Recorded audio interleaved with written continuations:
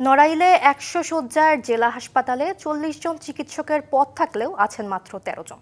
অনেকের বিরুদ্ধে রয়েছে দায়িত্ব অবহেলার অভিযোগও। চিকিৎসা সেবা না পেয়ে প্রায় ফিরে আসার অভিযোগ রোগীদের। চিকিৎসক সংকট ও অবকাঠামো সমস্যার সমাধান এবং হাসপাতালটিকে ২৫০ শয্যায় উন্নীত করার পরামর্শ সংশ্লিষ্টদের।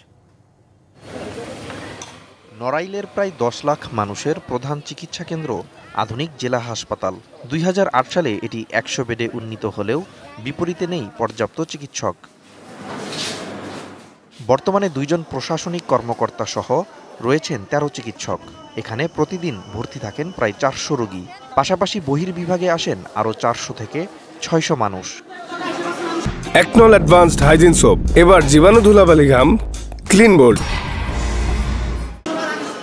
ফলে চিকিৎসক সংকটে যথাযথ সেবা থেকে বঞ্চিত এলাকাবাসী। ভালো ট্রিটমেন্ট দেবে সেরকমভাবে তো ডাক্তার আসে না। ৩ দিন যাবত এই রোগী বসে আছে, কোনো ডক্টর আসেনি, এখন পর্যন্ত অনিয়মভাবে বসে আছে। তারা যতটুকু সেবা চাচ্ছে আমরা সেভাবে দিতে পারছি না। রোগীর এই জন্য অনেকে কমপ্লেন করছে। সংকট উত্তরণে অবকাঠামোগত উন্নয়নের পাশাপাশি চিকিৎসক সহ জনবল বৃদ্ধির পরামর্শ সংশ্লিষ্টদের।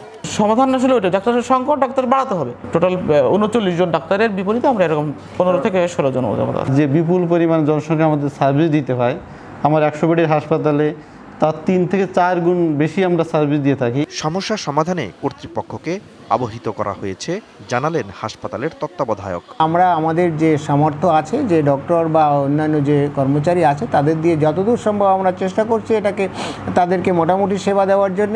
পর্যাপ্ত ডাক্তার সাহেবরা আসবেন তখন ইনশাআল্লাহ আমরা এটা সেইভাবে চালাতে পারবো। মন্ত্রী পরিষদ থেকে স্বাস্থ্য সেবা বিভাগে চিঠি পাঠানোর কথা বলছে জেলা প্রশাসন।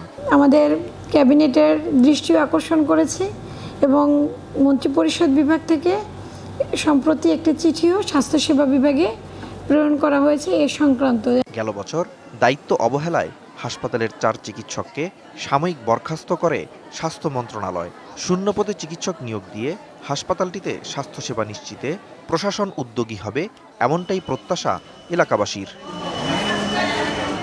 DBC news desk.